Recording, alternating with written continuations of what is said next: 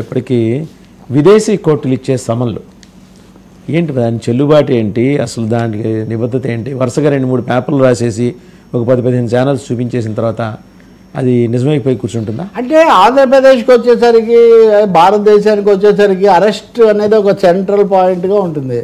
Vasudev arrest, ఆయన arrest, ఈయన arrest అవుతాడా లేదా, పోలీసులు వెళ్ళారు, టెన్షన్ వచ్చింది. ఇదంతా ఒకటి మనం గుర్తుపెట్టుకోవాలి, అరెస్ట్ కావటం అన్నది రాజకీయ జీవితంలో తరచూ జరుగుతుంటుంది. కొంతమంది మంచి కారణాలు, కొంతమంది ఉద్యమాలు, కొన్ని ఆరోపణలు, కొన్ని కేసులు, రకరకాలు. ఏదైనా ఏ రాజకీయ నాయకుడి జీవితం ఒక అరెస్ట్తో ముగిసిపోదు. నిజానికి మధ్యకాలంలో చూస్తుంటే మొదలవుతుందేమో, మెరుగవుతుందేమో అనిపిస్తుంది. ఎందుకంటే నిన్న పత్రికలో చూస్తున్నాను నేను, వరుసగా బొమ్మలు వేశారు. జగన్ జైలుకి వెళ్ళాడు, ముఖ్యమంత్రి అయ్యాడు. రేవంత్ రెడ్డి జైలుకి వెళ్ళాడు, ముఖ్యమంత్రి అయ్యాడు. ఇప్పుడు హేమంత్ సోరెన్ కూడా జైలుకి వెళ్ళాడు. మళ్ళీ సో అలా ఈయన కూడా అరెస్ట్ అయితే బెటర్ ఏమో. జయలలిత వాళ్ళ పార్టీ తర్వాత కూడా ఇదే ఉంది. సో ఇలాంటివన్నీ చూసినప్పుడు అది ఉంది కొంతమందికి. నాతో ఒక మాజీ మంత్రి అన్నాడు ఇదివరకు 2019, ఆయన జైల్లో ఉంటేనే మాకు మంచి ఇస్తారండి, జైల్లో ఉంటే చాలా సమస్యలు, అదొక భాగం. కానీ అందుకని కూడా వీళ్ళు ఆలోచిస్తుండొచ్చు. ఇప్పుడు చంద్రబాబు అరెస్ట్ అవ్వడం వల్లే తెలుగుదేశం పార్టీకి చాలా సానుభూతి వచ్చిందని భావించే వాళ్ళు ఉన్నారు కదా. నిజంగా అందరూ ఎందుకు ఆ పద్ధతిలో అరెస్ట్ చేశారని అదొక మాట. ఇంకొకటి, ఒక పార్టీలో అందరినీ యూనిఫై చేయడానికి, ఒక ఊపు తీసుకురావడానికి, కక్ష సాధింపు, ఇట్లాంటి చాలా జరుగుతుంటాయి. అలానే నేనేం వీళ్ళు అరెస్ట్ చేస్తారని, చెయ్యాలని నా ఉద్దేశం కాదు. అరెస్ట్ అనే మాట వచ్చింది కాబట్టి చెప్తున్నా. ఇంకా రెండోది, ఈ కేసుకు వచ్చేసరికి నేను నిన్ననే నా దాంట్లో చేస్తున్నా. నిన్న ఆంధ్రజ్యోతిలో లీడ్ మెయిన్గా రాశారు, చంద్రబాబు చేతికి జగన్ జుత్తు అని.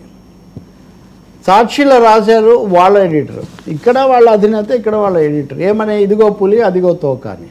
అంటే ఏమీ జరగలేదని వాళ్ళు, అంతా అయిపోయింది దొరికిందని వీళ్ళు అంటున్నారు. వీళ్ళిద్దరి సంగతి అలా ఉంచి శాసనసభలో చంద్రబాబు నాయుడు కూడా ఇంకా నేను విచారించాలని చెప్పాడే కానీ ఏదో తీవ్రమైన చర్య తీసుకోబోతున్నట్టు, దొరికినట్టు ఆయన కూడా చెప్పట్లేదు. కాబట్టి ఇది ఒక విచిత్రమైన పరిస్థితి. ఈ సమయంలో అందరికీ దృష్టి, ఇందాక పెద్ద విగ్రహం మోదీది అన్నాను, ఇందులో 2 పెద్ద విగ్రహాలు Modi Adani.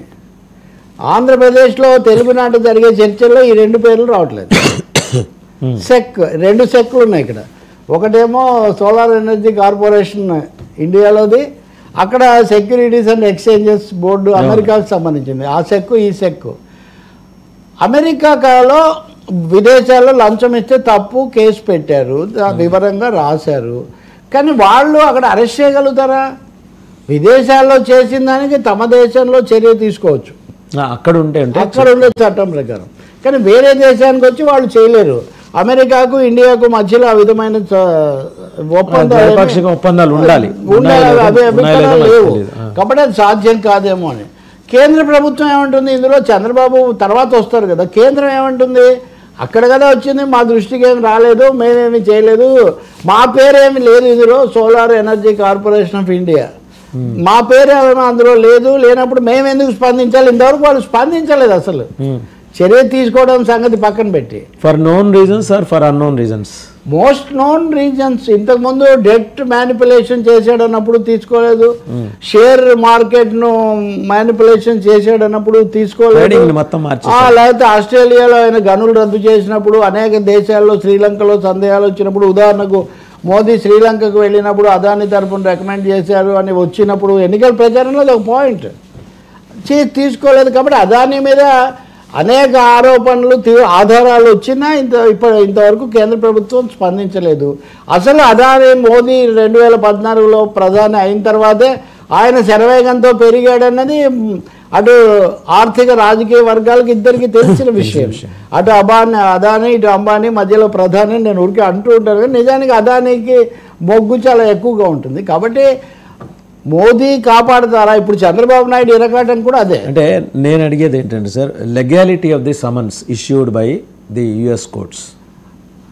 Number 1 is they are not applicable unless India accepts, that is number 1. అసలు number 2 major issue whether they apply to India అన్నట్టు.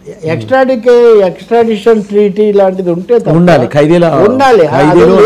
ఉంది కొంతవరకు భారతదేశానికి ఉండకపోయినా, ఇప్పుడు ఉదాహరణకు నిజ్జర్ కేసులో వాళ్ళని పంపించమని, వాళ్ళని పంపించరు. అమెరికాకు పూర్తిగా లేదు, బ్రిటన్తో ఉన్నంత లేదు మనకి అమెరికాతో. ఇంకా మూడోది అసలు వర్తించదు అనుకోండి. ఇప్పుడు మన దగ్గర యూనియన్ కార్బైడ్ కేసు జరిగినప్పుడు అండర్సన్ అనేవాడిని ఏం చేయగలిగాం, ఏం చేయలేకపోయాం కదా మనం. వాడు నిజానికి ప్రాణాలు కూడా పోయాయి, డబ్బుల సంగతి అలా ఉంచి వేల మంది. దేశం ఒక్కసారిగా ఇదైంది అప్పుడే 1984 ఎన్నికలు. కాబట్టి ఇక్కడ కీలకంగా మనం చెప్పాలంటే అమెరికాలో అవినీతి, వాళ్ళ కంపెనీల యుద్ధము, వాణిజ్య యుద్ధంలో ఈయన పేరు బయటకు వచ్చింది. కానీ భారతదేశంలో రాజకీయ యుద్ధంలో ఇది ప్రధానమైంది. అయినా కానీ అదాని మీద మోదీ ప్రభుత్వం చొరవ తీసుకునే అవకాశం కూడా చొరవ ఉంటుందో లేదో తెలియదు. కానీ ఈయన అడగటానికి ఈయనకు మొహమాటాలు ఉంటాయి కదా చంద్రబాబు నాయుడు గారికి, వాళ్ళని అడగాలంటే. సెకండ్ స్టేజ్లో చంద్రబాబు దగ్గరికి వస్తున్నాను నేను. మోదీ చర్య తీసుకునే అవకాశం లేదు.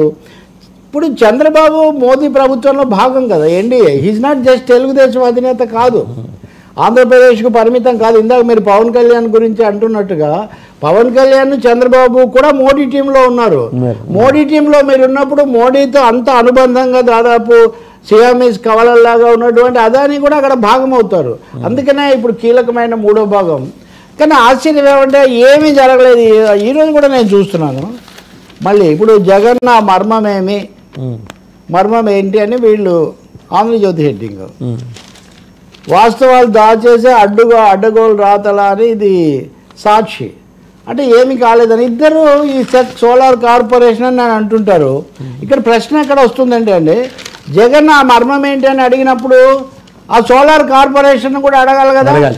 ఇప్పుడు మీరు ఎంతసేపు అడిగి అది అంత దిష్టి బొమ్మలాగా దాన్ని పెట్టారు అక్కడ.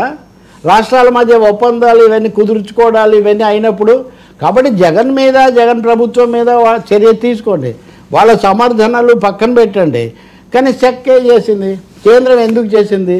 కేంద్రానికి ఏమీ ఆసక్తి లేకపోతే అసలు మొదటే ఎక్కువ ధర ఎందుకు ప్రతిపాదించారు? వాళ్ళు చెప్పాలి కదా.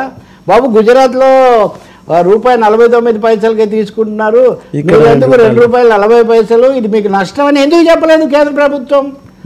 ఇంకెందుకు ఒక సంస్థ? ఇప్పుడు టీమ్ ఇండియా అని లేకపోతే అన్ని రాష్ట్రాల మధ్య అద్భుత సమన్వయం అన్న విశ్వగురువులు అనేవాళ్ళు రాష్ట్ర గురువులు కాదా? ఈ రాష్ట్రానికి చెప్పరా అంటే దాటవేతలు కుదరవు వాసు. ఇక్కడ సమస్య అంతా ఏమంటే ఒకటే న్యాయం. ఇప్పుడు మూడో పాత్ర చంద్రబాబు, కేంద్రము జగన్, ఇప్పుడు బాలినేని శ్రీనివాసరెడ్డి. మీరు అది కూడా ఉందండి యాక్చువల్లీ ఇప్పుడే